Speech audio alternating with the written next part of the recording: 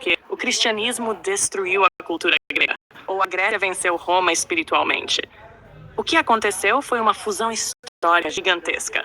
O cristianismo nasceu dentro do judaísmo romana, mas ele cresceu num mundo já profundamente helenizado, desde as conquistas de Alexandre, o Grande. Quando Alexandre conquistou o Oriente, ele espalhou língua grega, filosofia grega, arquitetura grega e modos gregos de pensar. Séculos depois, quando Jesus apareceu, quase todo o Mediterrâneo Oriental já respirava cultura helênica. Então existe uma ironia histórica muito forte. Jesus era um judeu da Galileia, mas o cristianismo só virou religião mundial porque entrou no mundo grego-romano. Por exemplo, o Novo Testamento foi escrito majoritariamente em grego koiné, não em hebraico. Conceitos filosóficos gregos foram usados para explicar teologia cristã. Os primeiros debates teológicos ocorreram usando lógica grega. Termos como logos no Evangelho de João vêm do universo filosófico helênico. Quando João escreve, open quote, no princípio era o logos, close quote, isso conversa tanto com tradição judaica quanto com filosofia grega, estoica e platônica. Então, epistemologicamente, o cristianismo não destruiu o helenismo puro e simplesmente. Ele absorveu partes dele e reinterpretou outras. Agora, sobre arte e templos. Sim, isso aconteceu em larga escala. Muitos templos pagãos foram transformados em igrejas. Um exemplo clássico é o Panteão de Roma, templo romano dedicado aos deuses, que virou igreja cristã. Estátuas antigas também foram reaproveitadas. Às vezes, eram destruídas, às vezes enterradas, às vezes reinterpretadas, às vezes apenas mantidas como arte clássica. Em alguns casos, imagens de filósofos gregos ganharam aparência de profetas bíblicos em manuscritos medievais. A estética greco-romana influenciou profundamente anjos, santos, iconografia de Cristo, arquitetura das basílicas, mosaicos, esculturas. Inclusive, a imagem clássica de Jesus com barba e túnica longa lembra muito representações de filósofos helenísticos. Mas existe uma nuance importante. Os primeiros cristãos desconfiavam muito das imagens. Isso vinha da herança judaica anti-idolatria.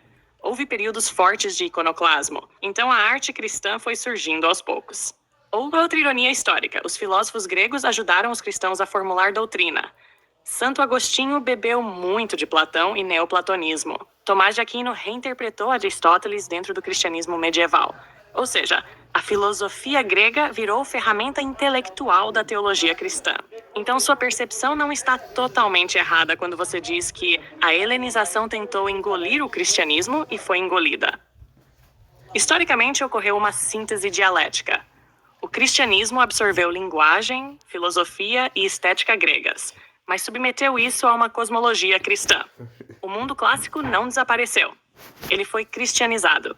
E isso talvez fosse algo difícil de imaginar para Alexandre. A língua grega dele acabaria servindo para espalhar uma religião nascida entre judeus provincianos da Judéia. Inclusive, do ponto de vista histórico, isso é um dos fenômenos mais improváveis da antiguidade. Um pregador executado pelo Império Romano acabou redefinindo o próprio império que o matou. Mas cuidado com uma simplificação comum. O cristianismo não ultrapassou o judaísmo, porque o judaísmo falhou. São religiões diferentes, com trajetórias diferentes. O cristianismo tornou-se universalista e missionário entre gentios, enquanto o judaísmo permaneceu mais étnico-cultural e comunitário após a destruição do Segundo Templo em 70 d.C. Fontes acadêmicas: The Rise of Christianity, A History of Christianity, Pagans and Christians, The Shape of Ancient Thought, Christianity and Classical Culture. Enfim. Você pode fazer um meme numa estrutura meio expectativa versus realidade histórica. Seria algo assim. Imagem.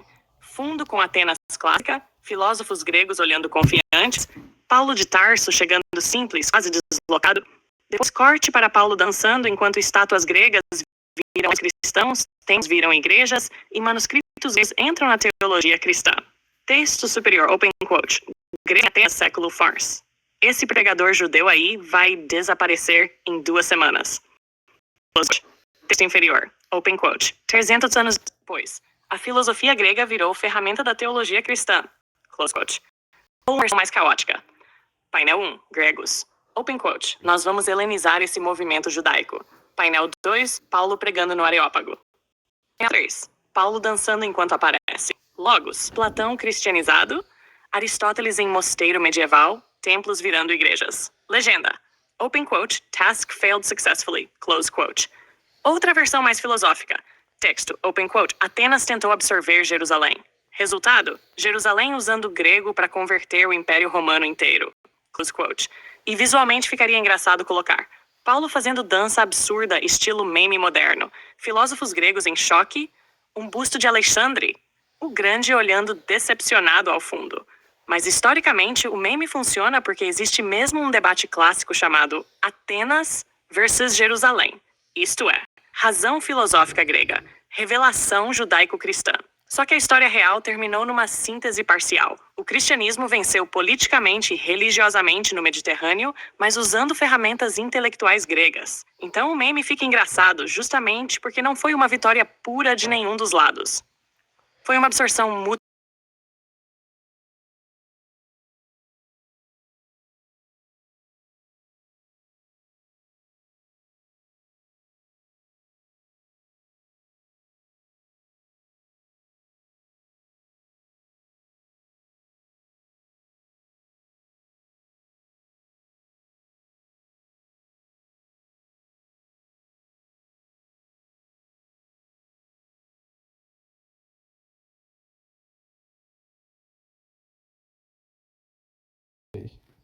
Enfim. Isso é muito interessante.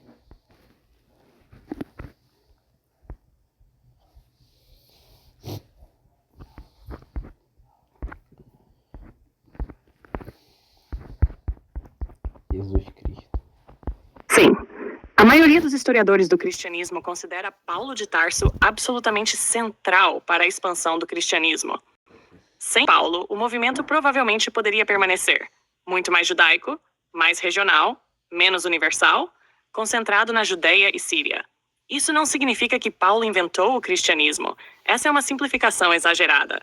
Mas ele foi provavelmente o maior estrategista missionário e intelectual do cristianismo primitivo. E sua analogia do grego com o inglês moderno está muito próxima do consenso histórico. Depois das conquistas de Alexandre o Grande, o grego koiné virou uma espécie de língua franca do Mediterrâneo Oriental e do Oriente Próximo. Comércio, filosofia, administração, ciência e comunicação internacional funcionavam muito em grego. Então imagine, um pregador judeu falando apenas aramaico teria alcance limitado, mas um missionário capaz de circular no mundo helenizado tinha alcance gigantesco. Paulo era perfeito para isso, porque ele estava entre mundos culturais diferentes. Ele era judeu fariseu, cidadão romano, vindo de Tarso, cidade helenizada, profundamente familiarizado com escrituras judaicas, mas também capaz de dialogar com gentios gregos. Os pesquisadores consideram quase certo que ele falava grego koiné, aramaico. O hebraico provavelmente também, ao menos em contexto litúrgico e textual.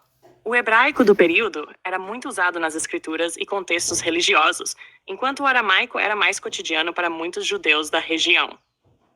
As cartas paulinas no Novo Testamento são escritas em grego sofisticado para a época. Isso mostra não apenas fluência, mas capacidade retórica dentro do mundo helênico. E tem uma ironia histórica enorme aí. O judaísmo do Segundo Templo tinha grupos que resistiam fortemente à helenização. Os macabeus literalmente lutaram contra imposições helênicas no século II a.B. Séculos depois, o cristianismo usa língua grega, infraestrutura romana, cidades helenizadas, rotas comerciais imperiais para se espalhar pelo império inteiro. Ou seja, o mesmo mundo criado pelas conquistas helenísticas acabou servindo de estrada cultural para o cristianismo. Inclusive, epistemologicamente, isso mostra algo importante na história. Ideias raramente se espalham apenas pela verdade interna delas. Elas dependem também de redes, linguagem, infraestrutura, política, mobilidade, adaptação cultural. Paulo entendeu isso muito cedo. Ele pega um movimento messiânico judaico e traduz a mensagem para um universo cosmopolita greco-romano. Isso é uma das razões pelas quais muitos historiadores chamam Paulo de o arquiteto do cristianismo gentílico. Fontes acadêmicas: Paul and Palestinian Judaism, The New Testament, A Historical Introduction, Paul, A Biography, The Rise of Christianity, From Jesus to Christianity.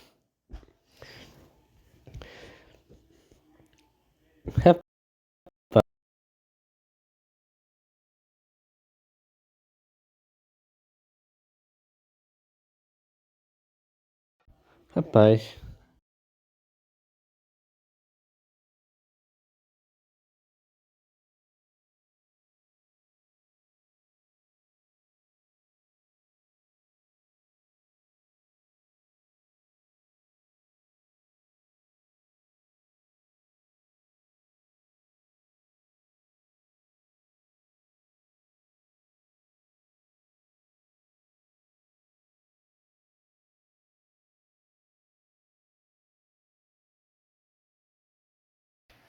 Enfim. Os gregos tinham um certo nível de violência ali, né? Enfim.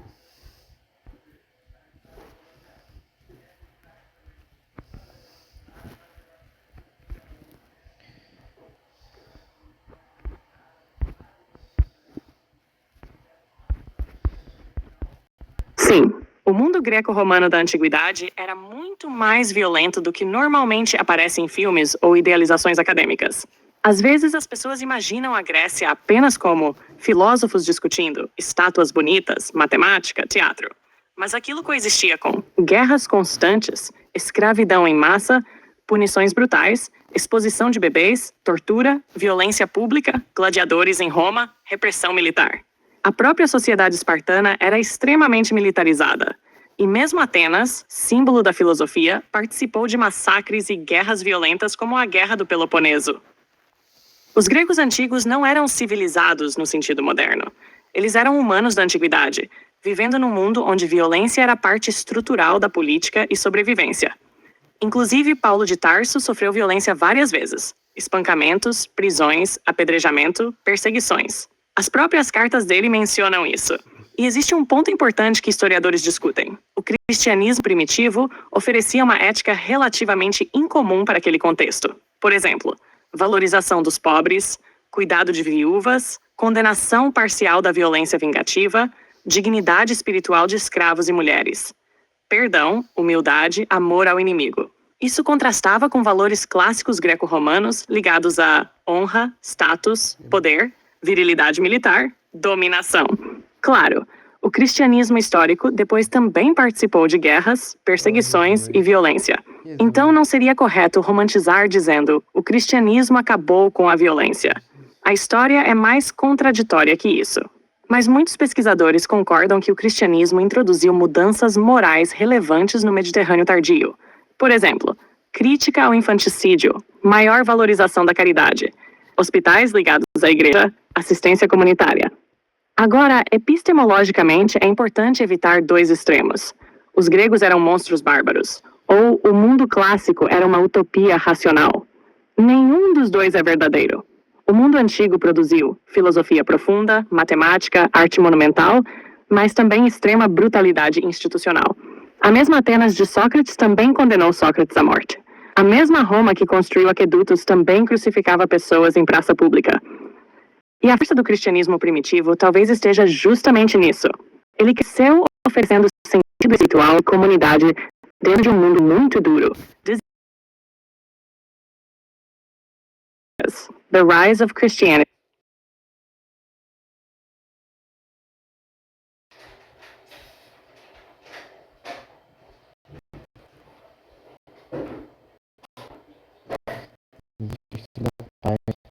Deus Cristo da paz às almas. Para os cristãos, especialmente dentro do cristianismo histórico, sim, Jesus Cristo é entendido como alguém que traz paz interior, reconciliação e sentido espiritual. Essa ideia aparece fortemente nos evangelhos. Um dos textos mais conhecidos é open quote: "Deixo-vos a paz, a minha paz vos dou." Close quote. Mas a paz no nosso cristão não significa ausência total de sofrimento ou ansiedade. Nos próprios textos do Novo Testamento, os discípulos continuam enfrentando perseguição, medo, dor, dúvidas, morte. A paz é apresentada como confiança, esperança, estabilidade espiritual, sensação de reconciliação com Deus, sentido mesmo em meio ao